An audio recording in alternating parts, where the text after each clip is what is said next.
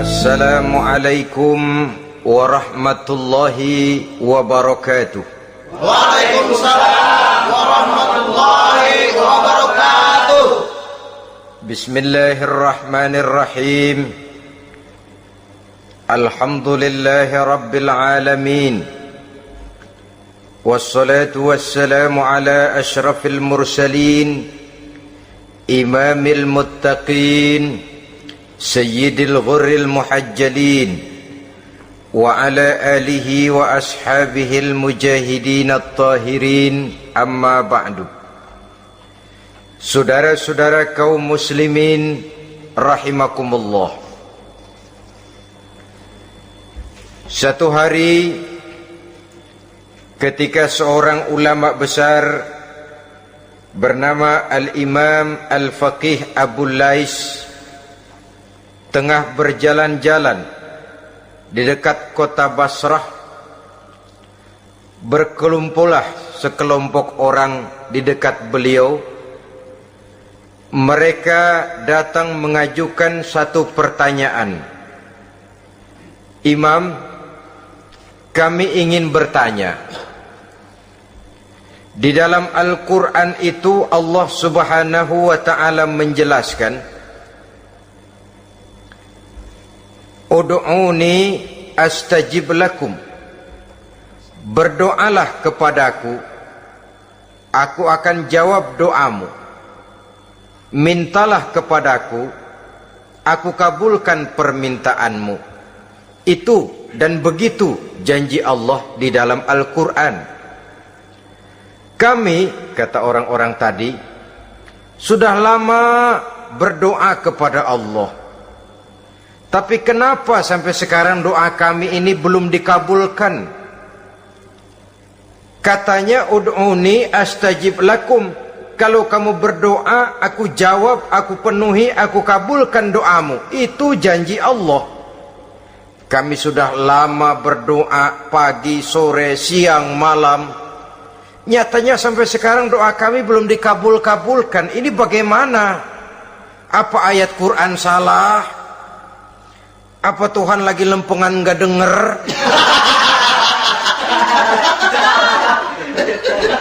Apa doa kami yang terbalik? Kelihatannya sepele saja ini. Doa tidak didengar oleh Allah. Permohonan tidak dijawab, tidak dikabulkan oleh Allah. Tapi sebenarnya kalau kita mau merenung, kemalangan apa yang paling besar dalam kehidupan ini? Selain daripada kalau permohonan dan doa kita sudah tidak dihiraukan oleh Allah. Artinya hidup sudah tidak diopeni oleh Allah. Jangankan Allah, saudara-saudara, kita nggak diopeni sama mertua saja bingung. Ini mertua diem aja, kalau saya salah apa salahnya, kalau ada yang dikepengenin apa kepengenannya, boyak ngomong kenapa diem begitu. Ini tidak diopeni oleh Allah. Kemalangan apa yang lebih malang selain daripada kalau doa sudah tidak didengar oleh Allah? Itu sudah kemalangan yang paling malang, lebih malang dari kota Malang saya kira.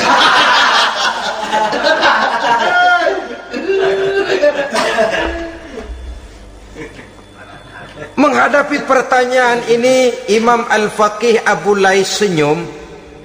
Lalu beliau berkata, tuan-tuan, tahu kenapa doa tuan-tuan tidak dijawab, permohonan tidak dikabulkan? Allah sudah tidak memperdulikan tuan-tuan ini. Kami tidak tahu, Imam, maka kami bertanya. Begini, hati tuan-tuan itu mati. Dari hati yang mati, channel tidak nyambung kepada Allah. Dari channel yang putus tidak ada getaran strom, bagaimana akan timbul gejala? Hatimu mati, jadi pantas kalau doa tidak dikabulkan, permohonan tidak dipenuhi, doa tidak terjawab, hatimu mati. Saudara-saudara kaum muslimin, dari hati yang mati ini, getaran tidak akan sampai ke hadratullah azza wa jalla. Nah, ini juga satu penyakit yang kita sangat khawatirkan, yaitu apabila hati kita sudah mati selagi jasad masih hidup. Artinya, jadilah kita bangkai berjalan di hadapan Allah subhanahu wa ta'ala. Sementara kita sangat disibukkan dengan menggali berbagai macam jenis obat penangkal penyakit zahir, dan kita kurang perhatian untuk mencari obat penangkal penyakit batin yang kalau diserang penyakitnya menghancurkan kehidupan abadi di akhirat nanti. Perkembangan ilmu kedokteran nyata benar diikuti dengan perkembangan jenis-jenis penyakit. Makin maju ilmu kedokteran, makin modern penyakit. Ngerti juga rupanya itu penyakit. Dulu kita tidak kenal yang namanya AIDS, kita tidak tahu yang namanya liver, kita tidak kenal yang namanya stres, paling yang banyak cika, masuk angin, dan sebagainya. Tapi baiklah, penyakit-penyakit batin yang menyebabkan hati menjadi mati, dan dari hati yang mati, doa tidak naik, tidak didengarkan oleh Allah subhanahu wa ta'ala. Nah, kata orang-orang tadi, yang menyebabkan hati kami mati ini apa, Imam? Beliau menjawab, pertama, araftumullaha wa lam tu'tuhu haqqahu. Yang menyebabkan hatimu jadi mati, pertama, kamu kenal benar kepada Allah, tapi haknya untuk disembah, kewajibanmu untuk menyembah, tidak pernah kamu laksanakan. Bagaimana Allah tidak akan jauh dari kita kalau kita tidak akan mengadakan pendekatan kepadanya? Dan pendekatan kepada Allah hanya bisa kita tempuh melalui jalur kegiatan ritual ibadah. Allah akan terlalu jauh apabila kita hanya membicarakannya lewat filsafat dan renungan yang mendalam. Tapi Allah akan dekat dan terasa hadir dalam hidup apabila kita dekati ia dengan pelaksanaan ibadah kepadanya. Kamu kenal Allah, tapi hakmu untuk menyembah, kewajibanmu untuk menyembah, haknya untuk disembah, tidak pernah kamu laksanakan. Kalau soal Allah kita kenal bukan main. Bahkan tidak hanya kita mengajarkan kenal juga kepada anak-anak kita. Kalau ditanya siapa pencipta matahari, bulan dan bintang? Allah. Siapa pencipta lautan, gunung, hutan belantara dan sungai-sungai? Allah. Siapa pencipta bumi, matahari dan sebagainya? Allah. Sembahyang apa enggak? Bagaimana nanti?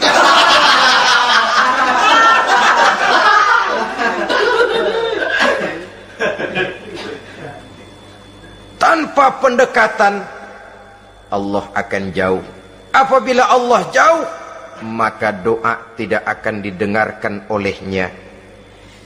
Oleh sebab itu, logika mengajarkan kepada kita, berpayahlah dulu, wa mal ladzatu illa ba'da ta'ab, innama al-usri yusra. Di balik kesulitan menunggu kemudahan. Nikmat baru akan terasa, kelezatan hidup baru akan terasa setelah kita jerih payah banting tulang peras keringat. Rasanya memang lebih nikmat sepotong singkong hasil cucuran keringat sendiri ketimbang roti dijejelin orang. Ini berarti kita ingin mohon pertolongan kepada Allah, sementara dengan Allah sendiri kita jauh. Sama saja dalam kehidupan kita analoginya, saudara-saudara. Orang tidak kenal kepada saudara, tahu-tahu jauh dari saudara, tahu-tahu datang mau minjem duit. Apa kesan saudara? Enak aja, kenal enggak, dekat enggak, datang-datang mau minjem duit. Emang duit percetakan bapak lu?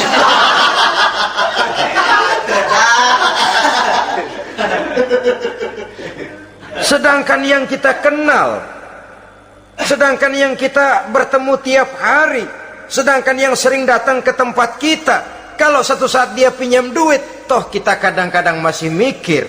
Apalagi datang nggak pernah, berkunjung nggak pernah, ngobrol nggak pernah, apalagi kenal juga nggak pernah, datang-datang mau minta. Macam apa?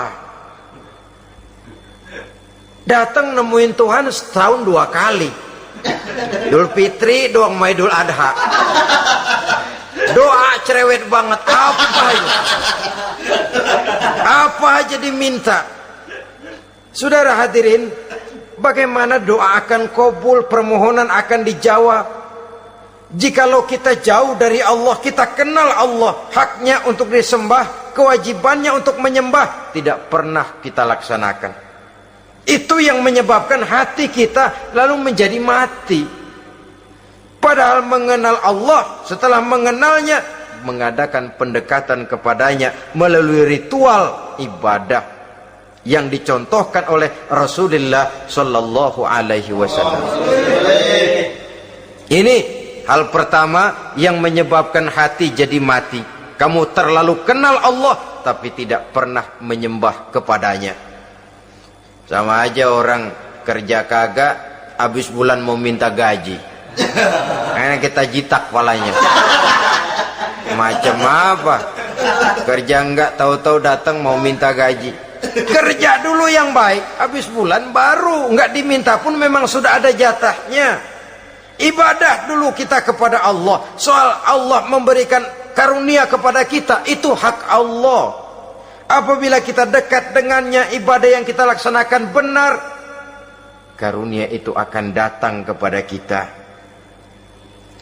Saudara-saudara, yang kedua yang menyebabkan hati jadi mati, qara'tumul Qur'an walam ta'malu bih.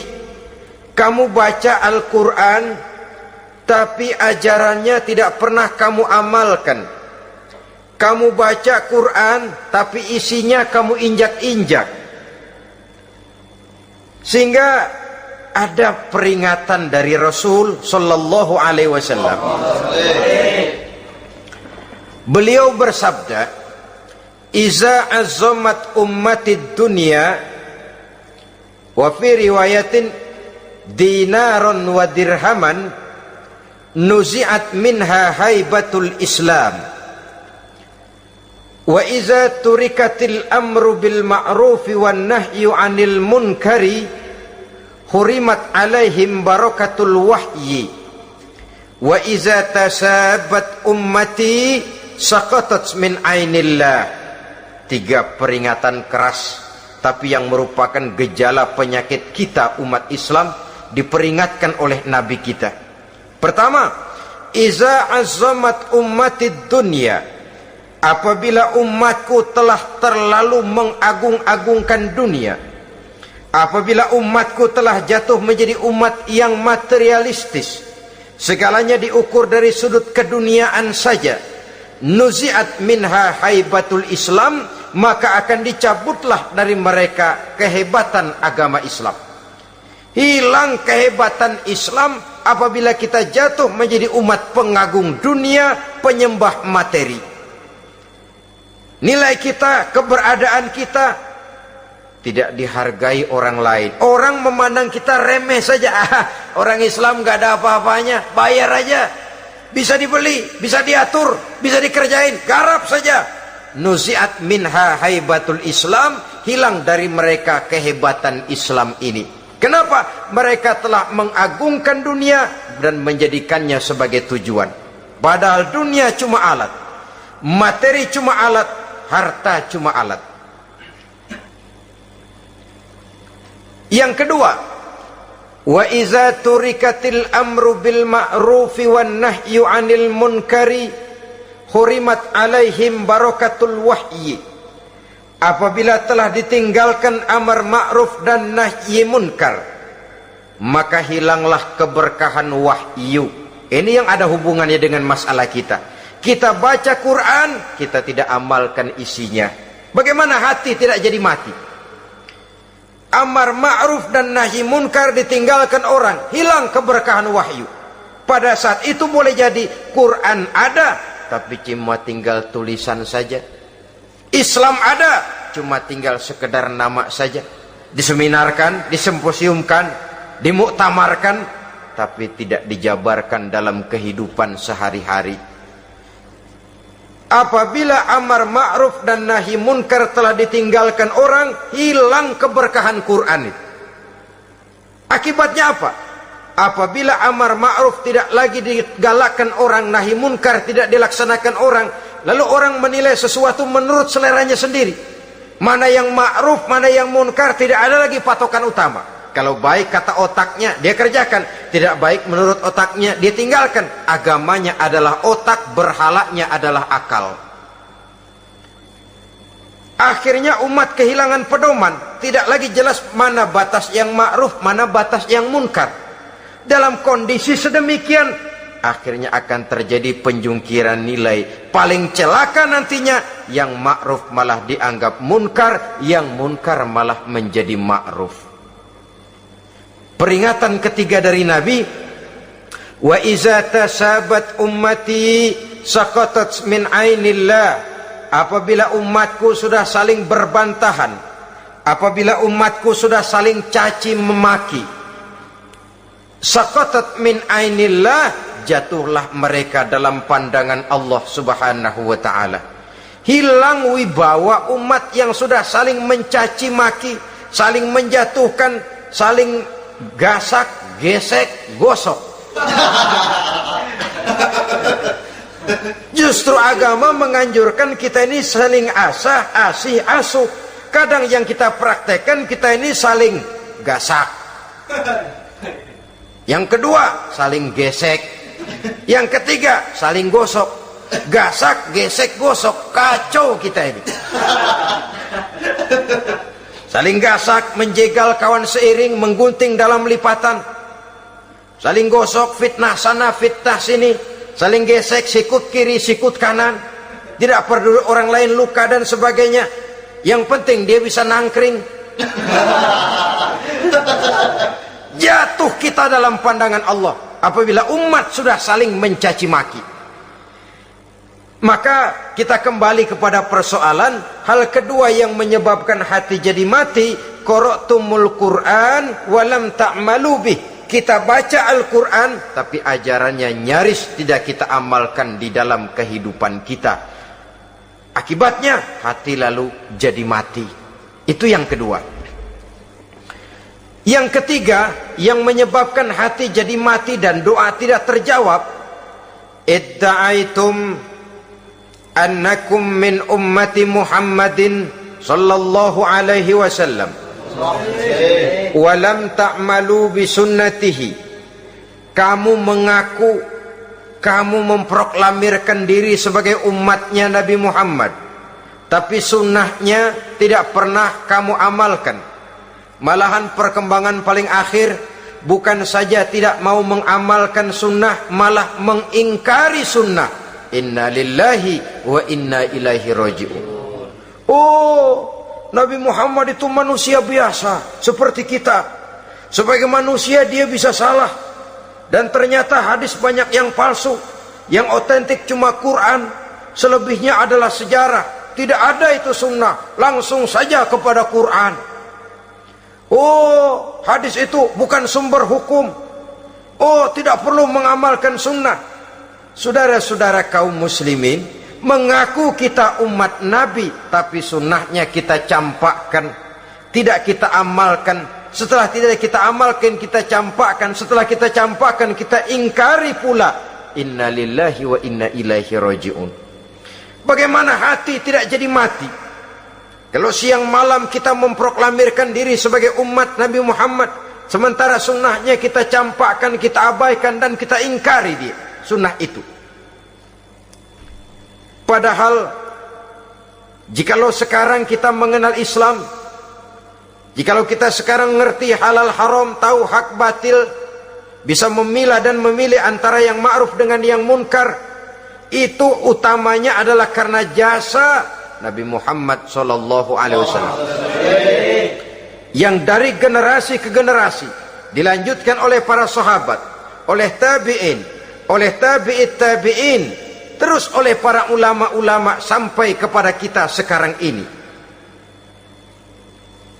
Walaupun beliau hanya berfungsi sebagai penyampai, tapi kepribadiannya dijadikan model oleh Allah Subhanahu wa taala di dalam kita melaksanakan kehidupan beragama.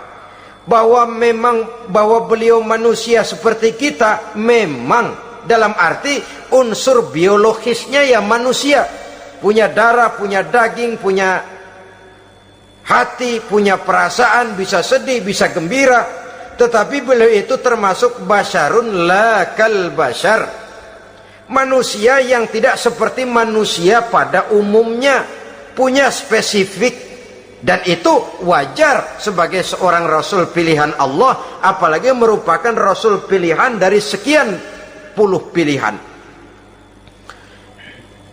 Bahwa jamrud itu batu memang, tapi nilainya kan berbeda dengan batu kolar.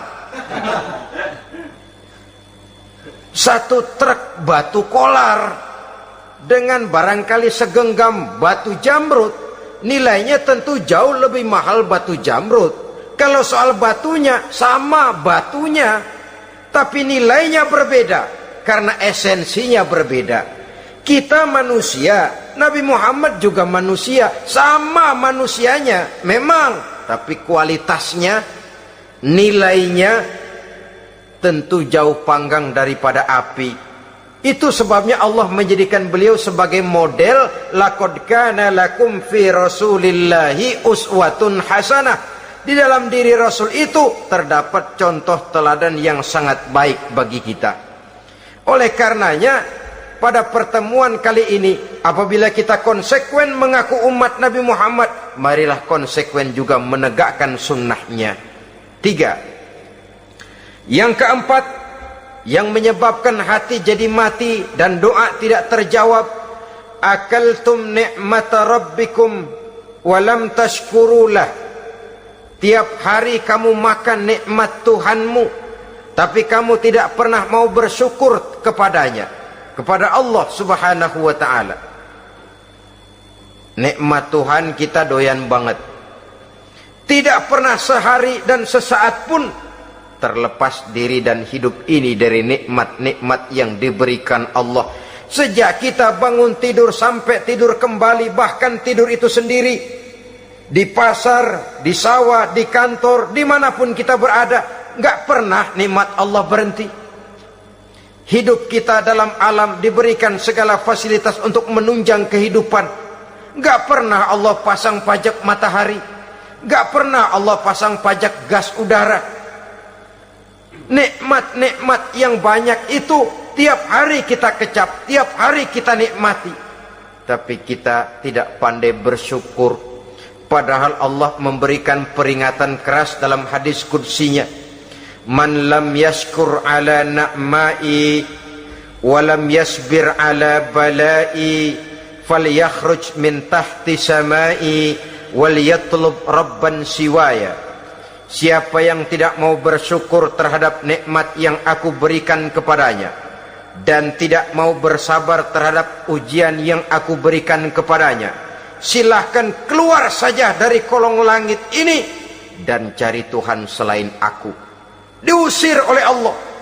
Kalau orang tidak mau bersyukur terhadap nikmat yang aku berikan, dan tidak mau bersabar terhadap ujian yang aku timpakan, keluar dari kolong langitku, keluar, cari Tuhan selain aku.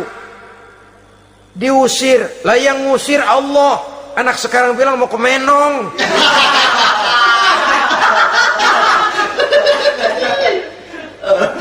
Kalau diusir kita dari Jakarta, masih bisa pindah ke Bandung. Diusir kita dari Bandung, bisa pindah ke Jogja, Solo. Diusir kita dari Indonesia, bisa pindah ke Singapura, Malaysia. Diusir dari kolong langit, mau cari langit mana lagi? Kalau kau tidak mau mensyukuri nikmatku, tidak sabar terhadap ujian yang aku berikan kepadamu, keluar saja, keluar dari kolong langitku ini, cari Tuhan selain aku. Kalau istilah kita mah Tuhan, udah jengkel banget udah itu. Nikmatku, yang nikmat yang aku berikan kau makan, tapi kepadaku engkau tidak pernah mau bersyukur. Saudara-saudara kaum muslimin rahimakumullah, wajar. Kita dulunya tidak ada, sekarang ada, nikmat. Susunan biologis manusiawi kita demikian cantik, nikmat. Tinggal di bumi, fasilitas yang kita perlukan disediakan, tinggal kemampuan kita mengelolanya, nikmat. Diberikan kita otak yang membedakan kita dengan binatang, nikmat. Diberikan kita agama, diutus para rasul untuk jadi model dalam kehidupan kita, nikmat. Kalau cara kita emang kurang apa sih? Apa yang kurang, hai manusia? Engkau tidak ada, aku adakan. Kalau aku perintahkan kau tinggal di bulan, mungkin kau tidak akan sanggup hidup. Begitu lahir juga kelepok-kelepok habis. Ya nggak ada HO2 toh di bulan, mau ngisap apa? Aku perintahkan tinggal di permukaan bumi. Alamnya indah, fasilitas serba menunjang. Nikmati semuanya, semuanya untuk kamu, semuanya. Satu pintaku, syukuri nikmat yang aku berikan kepadamu. Ya bukan cuma syukur dalam ucapan, syukur dalam perbuatan. Banyak nikmat yang diterima, makin banyak dia sujud, makin banyak dia ruku, makin banyak dia mengadakan pendekatan kepada Allah. Syukur dalam artian berupa tindakan dan perbuatan, mempergunakan nikmat sesuai dengan kehendak yang memberikan nikmat itu sendiri kepada kita. Saudara-saudara kaum muslimin rahimakumullah, ini penyakit yang keempat. Kamu makan nikmat Tuhanmu, tapi kamu tidak pernah pandai bersyukur kepadanya, mensyukuri nikmat yang diberikan tadi. Bagaimana hati tidak jadi mati? Kita sibuk mempersolek jasmani, mencari obat penangkal penyakit zahir. Maka yang ramai di zaman sekarang, saudara lihat, salon, fitness, senam, macam-macam jenis. Tidak ada salahnya dan tidak ada jeleknya. Tapi kalau itu sampai melupakan kita kepada memperindah batin, memperbaiki jiwa, artinya bukankah kita perlahan tapi mempersiapkan diri menjadi bangkai berjalan di hadapan Allah? Dengan operasi plastik, yang pesek jadi mancung, yang sipit jadi belok, kulit keriput jadi kencang, pipi terlalu cekung bisa diatur. Saudara-saudara, tapi kalau hati yang rusak, jiwa yang rusak, kemana lagi kita akan berobat kalau bukan kepada agama? Maka hati itu jadi mati apabila kita selalu memakan nikmat Allah dan tidak pandai mensyukuri nikmat itu. Dari hati yang mati tidak akan ada getarannya. Oleh sebab itu doa tidak terjawab. Selanjutnya, yang menyebabkan doa tak terjawab dari sebab matinya hati, qultum annal mauta haqqun wa lam tasta'iddu lahu. Kamu berkata, kamu yakin bahwa mati adalah sesuatu yang benar, tapi kamu tidak pernah punya persiapan untuk mati. Padahal menurut logika, orang yang akan bepergian jauh tentu dia harus mempunyai bekal yang cukup. Semakin jauh jarak perjalanan yang akan ditempuhnya, semakin banyak perbekalan yang harus dibawanya. Dahulu, seketika beberapa jamaah dari Yaman akan melaksanakan ibadah haji dengan nekat. Mereka berprinsip, pokoknya kan berangkat haji jadi tamunya Allah, nanti Allah yang akan ngelayanin. Mereka nekat, modal badan doang berangkat. Diadukan kepada baginda Rasul, lalu turun peringatan dari Allah, wa tazawwadu fa inna khairaz zadi taqwa. Jangan begitu, bawa bekal, sesungguhnya bekal yang paling baik adalah takwa. bahwa berangkat dengan bekal takwa itu bekal yang paling utama, tapi bekal-bekal yang lain pun jangan diabaikan. Kalau kita akan berangkat untuk tujuan yang baik, bekal yang paling utama memang takwa, tapi tidak berarti harus mengabaikan bekal-bekal yang lain. Begitulah, semakin jauh perjalanan yang akan kita tempuh, semakin banyak bekal yang harus kita hadapi. Kalau saudara mau pergi ke Surabaya, tidak membawa bekal kemudian berani berangkat, rasanya sih saya pikir itu bukan berani, nekat namanya. Sama saja orang belum pernah sembahyang mati, nekat tuh orang, berani amat. Belum berbuat kebaikan barang sedikit pun sudah mati, nekat namanya itu. Sama saja tadi, nggak bawa bekal apa-apa berangkat ke Surabaya, sampai Surabaya belum tentu, sengsara udah jelas. Belum punya bekal yang baik sudah mati, sampai ke surga belum tentu, tapi kebelangsak dan sengsara rasa-rasanya pasti itu. Oleh karena itu, kalau kita yakin mati sesuatu yang benar, sesuatu yang pasti datang menimpa, maka hendaklah kita mempersiapkan bekal. Kemudian, idda'aitumun najata minan nar wa ramaitum fiha anfusakum. Kamu memproklamirkan diri ingin selamat dari neraka, tapi kamu lemparkan dirimu ke dalam neraka. Bagaimanapun bajingannya bajingan, kalau ditanya ente mau masuk neraka enggak, jawabannya pasti enggak.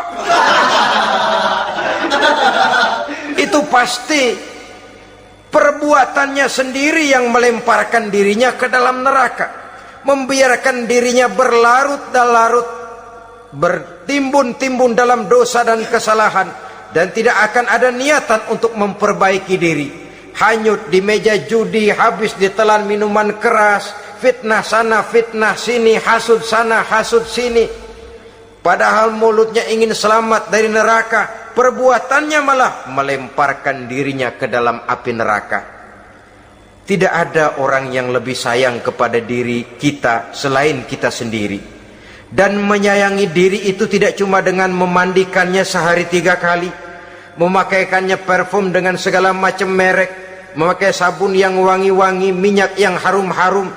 Lebih daripada itu, jaga dan sayangi diri, jangan jatuhkan dia ke dalam perbuatan-perbuatan yang bisa menjerumuskan diri itu ke dalam neraka. Kemudian disambung oleh Imam Al-Faqih Abu Lais yang menyebabkan doa tidak terjawab karena hati mati, idda'aitum dukhulal jannah walam ta'malu laha. Kamu ingin masuk surga, tapi kamu berat mengamalkan perbuatan yang bisa menyampaikan kamu ke surga. Semua kita kalau ditanya mau masuk surga, mau, tapi jarang yang berlomba melakukan perbuatan-perbuatan yang bisa menyampaikan kita ke surga. Kemudian yang terakhir kata Imam Al-Faqih Abu Lais, dafantum mautakum walam ta'tabiru laha. Kamu menguburkan orang yang mati di antara kamu, tapi kamu tidak bisa mengambil iktibar, tidak bisa mengambil pelajaran dari mayit yang jenazah yang kau kuburkan itu.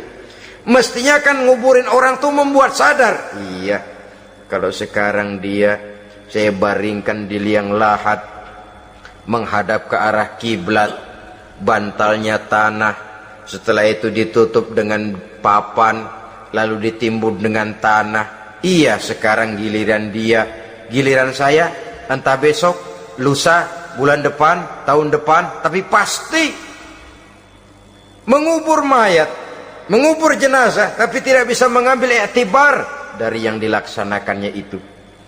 Ini merupakan penyakit-penyakit batin yang merupakan handicap, yang menimbulkan jarak antara kita dengan Allah Subhanahu wa ta'ala. Pantas kalau itu semua ada pada diri kita, hati jadi mati. Dari hati yang mati, doa tidak akan tembus. kita tidak lagi akan diperdulikan oleh Allah Subhanahu wa taala. Dan itu sekali lagi kemalangan yang terbesar dalam kehidupan kita. Bagaimana jalan keluarnya?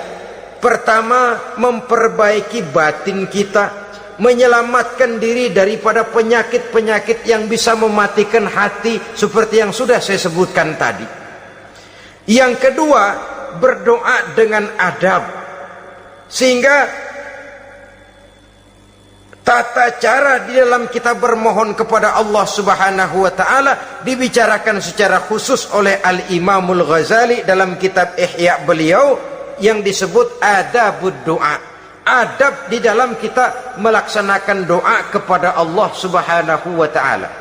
Setelah batin ini bersih dari penyakit-penyakit hati yang bisa menyebabkan hati jadi mati, berdoalah kita kepada Allah. Bagaimana adabnya? Kata Imamul Ghazali rahimahullah, yang pertama, hendaklah ia di dalam berdoa itu memilih waktu yang mulia. Minal awqatis syarifah, kata beliau. Memilih waktu-waktu yang punya nilai mulia. Ramadan dalam 1 tahun, Jumat dalam tiap minggu, sepertiga malam yang akhir pada setiap hari. Waktu-waktu yang punya nilai mulia. Walaupun misalnya saudara berdoa pada hari Kamis, tidak ada halangannya Allah mau kabulkan. Ini tidak berarti bahwa kalau sudah berdoa hari Jumat lalu hari Kamis tidak mau berdoa, tidak. Lebih memilih mengintai waktu-waktu yang punya nilai mulia. Lailatul Qadar sekali dalam setahun. Waktu-waktu yang punya nilai mulia. Logikanya begini, saudara-saudara. Kalau kita datang ke rumah seseorang, tujuan utama kita minjem duit, yang paling pertama kita perhitungkan tanggal berapa nih? Kan itu toh, tanggal berapa? Kalau tanggal 20 atuh minjem duit, orang lagi ngap-ngapan, boro-boro dia bisa minjemin, dia sendiri mungkin lagi pusing. Kita lebih dulu kita amatin tanggal berapa nih, yang enak sore apa siang, jam 2. Jam 2 dia baru pulang dari kantor, tapi giliran tidur. Kalau dia tidur dibangunin datang mau minjem duit, kagak dimaki-maki sudah kebagusan deh. Kan kita lihat waktunya, timingnya, kata orang sekarang. Tanggal berapa, sore apa malam, apalagi gulem apa terang bulan. Itu semua sudah kita atur sedemikian rupa, memilih waktu. Yang kedua, kata Imamul Ghazali, keadaan, memilih keadaan yang istimewa. Kalau tadi soal waktu, yang kedua soal keadaan. Ada situasi-situasi di mana doa itu diijabah oleh Allah Subhanahu wa taala. Di antaranya kata Imam Abi Hurairah, "Inda zahbis sufuf fi sabilillah." Pada waktu mengatur barisan perang membela agama, di situ doa kabul. Inda nuzulil ghais, ketika turun gerimis, di situ doa makbul. Inda iqamis shalah, ketika solat mau didirikan, riwayat lain bainal azan wal iqamah, antara azan dan qomat, di situ doa makbul. Itu memilih keadaan-keadaan. Kemudian yang ketiga, kata beliau, berdoa menghadap kiblat. Ya, apa kalau doa madhab mudik Tuhan gak tahu? Tahu. Tuhan gak dengar? Dengar. Cuma lebih etis. Lebih etis kalau kita berdoa menghadap ke arah kiblat. Saudara-saudara kaum muslimin rahimakumullah. Yang keempat, hifdzus saut, menyederhanakan suara. Tidak terlalu keras, juga tidak terdengar orang lain, apalagi kalau doa kita diaminkan oleh orang lain. Tidak usah terlalu keras. Kenapa? Karena Allah yang kita meminta kepadanya bukan zat yang tuli, bukan zat yang buta, bukan zat yang tidak dengar, bahkan dia maha dengar. Juga tidak terlalu seperti orang berbisik-bisik, apalagi kalau doanya doa bersama-sama. Tapi kadang-kadang terdorong oleh husnuzon dari para makmum saja. Tidak peduli apa yang dibaca oleh imam, yang kedengaran cuma amin aja gerengan. Amin, amin, amin, amin, amin, amin.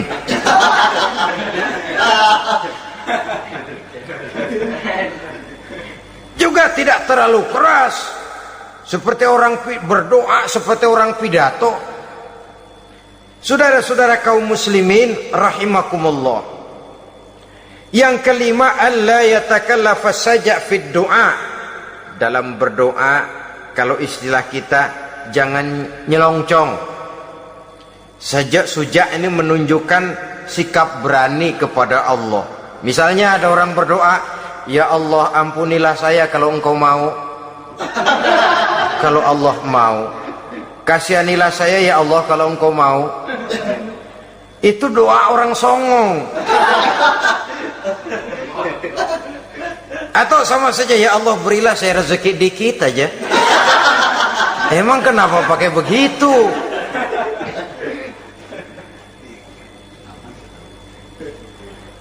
Allah yatakallafa saja fid du'a.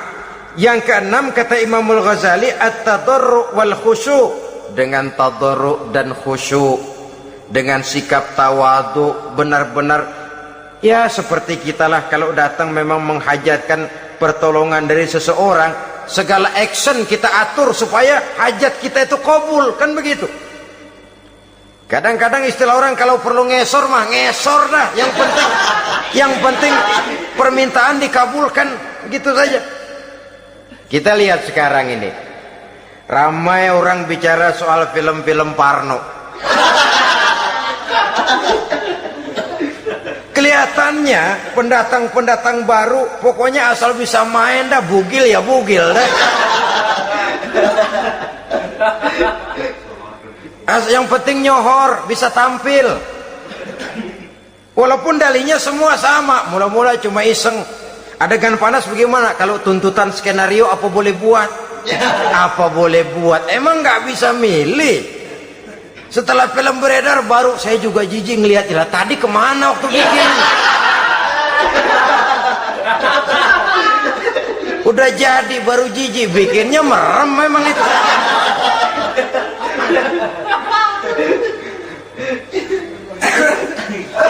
Tapi ada satu analogi, asal bisa main, asal bisa tampil di layar, apa saja jadi taruhan sudah. Bugil ya bugil dah, nggak soal dah, pokoknya bisa main, tampil, nyohor, masuk koran.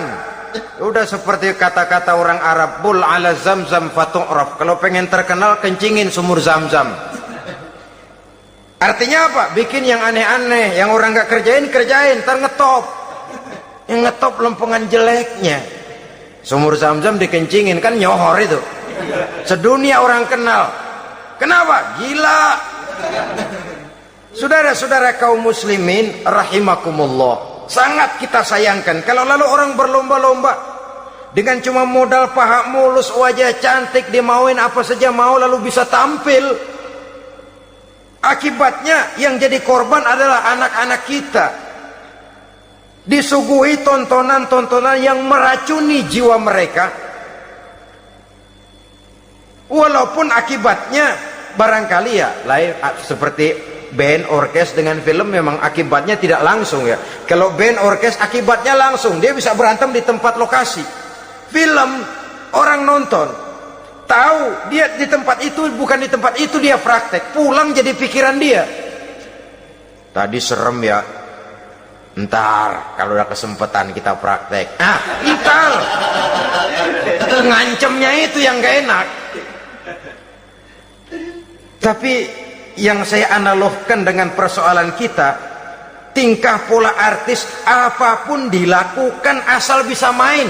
Nah itu tuh, asal dapat kesempatan acting. Dalihnya ya tuntutan skenario lah, iseng lah, macam-macam lah, tapi yang jelas satu target, saya harus dapat kesempatan main.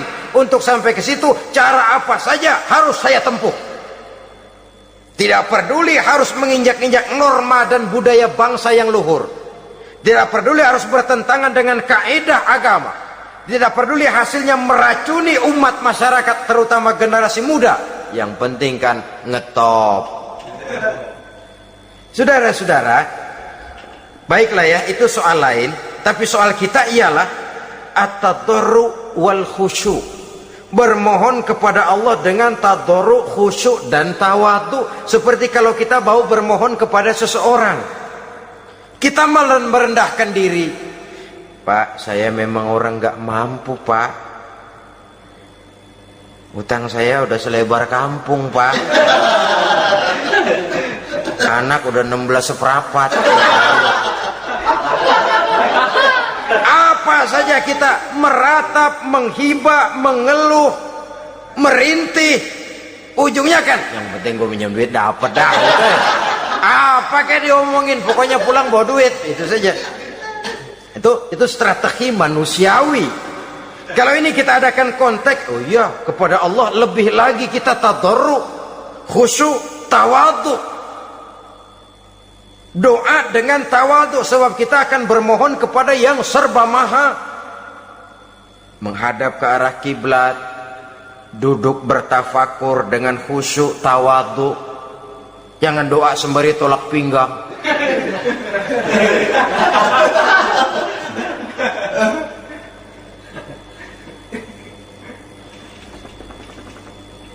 Yang ketujuh, kata Imamul Ghazali, ayyujzimad du'a wa yuqina bil ijabah. Hendaknya dia menjazamkan doanya itu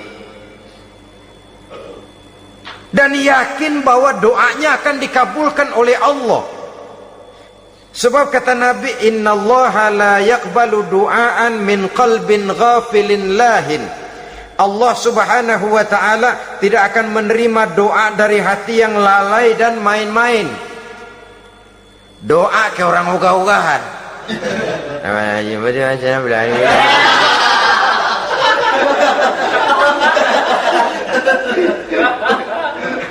Kali malaikat nyongok dong, lu minta apa lu?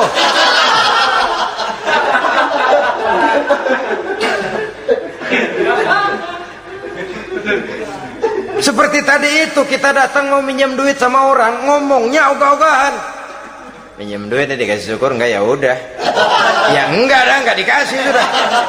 Kenapa? Mintanya begitu, enggak serius dan enggak yakin bahwa doanya akan dikabulkan. Kalau kita sudah punya keyakinan, jangan-jangan doa saya enggak diterima Allah. Enggak. Ana, kata Allah, ana inda zanni abdi bi. Aku sih bagaimana menurut sangka hambaku kepadaku saja. Kalau sangkanya baik, aku baik. Kalau sangkanya doanya dikabulkan, aku kabulkan. So itu doa harus dengan pasti dan harus dengan yakin doa itu akan dikabulkan dan meluruskan harapan, membenarkan cita-cita, meluruskan maksud apabila doa itu dikabulkan oleh Allah Subhanahu wa taala.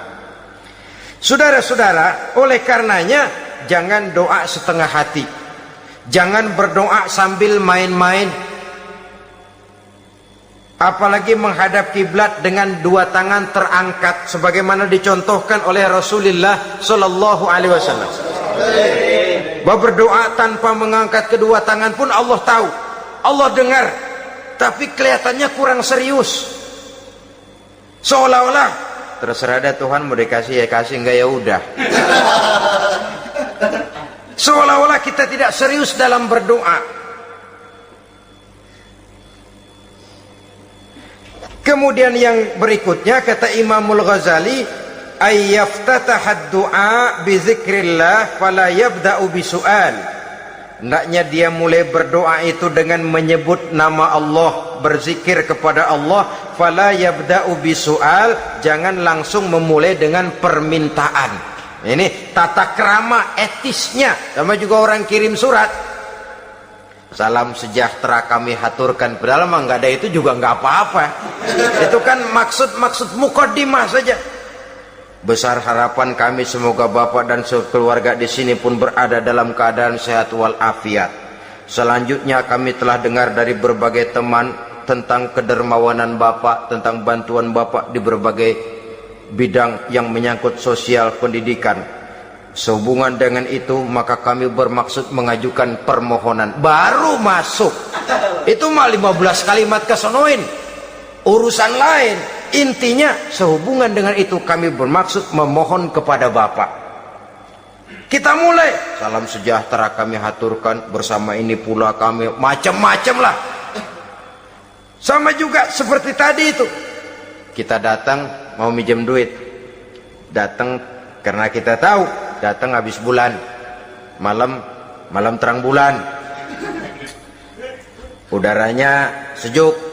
Ngobrol lah kita, dapat teh. Apa kabar Pak? Baik. Aduh Bapak sih, untung dah Pak. Kayak pemurah lagi. Saya tahu Bapak banyak nyumbang di mana-mana. Di Angon aja tuh orang di Angon.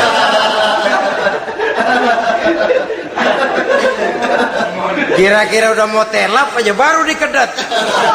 Ngomong-ngomong Pak, nah mulai nih kalau udah ngomong dah tuh mulain.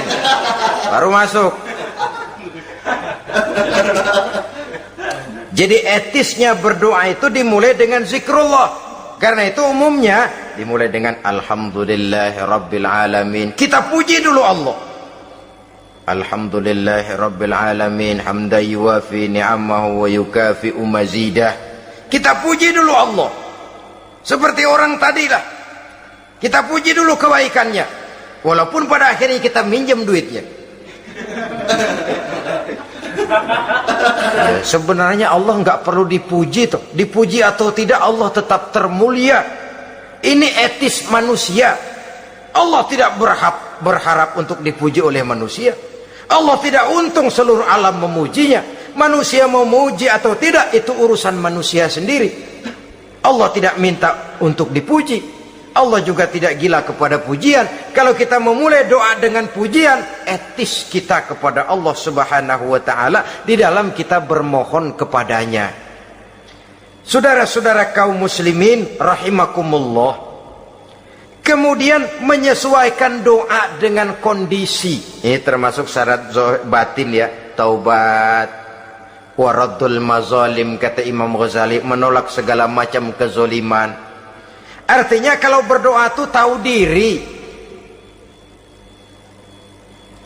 Kalau gaji kita sebulan 700 atau 800 900 ribu, berdoa minta rezeki 1 juta, itu tahu diri namanya. Kan cuman kurang 100 ribu. Ya, kalau kerja kagak minta gajian 1 juta. Pengen doa dikabulkan, rasanya secara etis nggak tahu diri orang berdoa seperti itu. Orang datang mau minta duit, mau pinjam duit kepada kita, kan kita lihat kira-kira mampu ngembaliin nggak nih orang. Kita lihat, kita evaluasi kemungkinannya. Lalu si yang minjem tentu tahu diri. Kalau memang kekuatannya ngembaliin tidak seperti kekuatannya mulangin, hendaknya dia timbang rasa. Begitu juga kepada kita etisnya kepada Allah Subhanahu wa ta'ala. Tahu diri, menyesuaikan doa dengan keadaan. Kalau tidak ada gap terlalu jauh panggang daripada api, nanti nasibnya bagai si pungguk merindukan bulan. Apabila adab-adab di dalam berdoa ini kita perhatikan, sejak dia dari adab yang zahir sampai kepada adab yang batin, kemudian penyakit-penyakit yang membuat hati itu jadi mati, maka insya Allah doa kita dijabah oleh Allah Subhanahu wa ta'ala. Dalam Al-Baqarah ayat 186 Allah Subhanahu wa ta'ala menjelaskan, wa iza sa'alaka ibadi anni fa inni qarib ujibu da'watad da'i iza da'ani falyastajibuli wal yu'minu bi la'allahum yarshudun. Apabila hambaku bertanya kepadamu Muhammad tentang aku, kata Allah, fa inni qarib, katakan kepadanya aku dekat sekali dengan mereka. Ujibu da'watad da'i iza da'ani, aku akan jawab aku kabulkan permohonan orang-orang yang berdoa kepadaku. Falyastajibuli wal yu'minu bi, maka hendaknya mereka juga menjawab panggilanku atas dasar iman kepadaku. La'allahum yarsudun, semoga dengan ini mereka kelak mendapat petunjuk.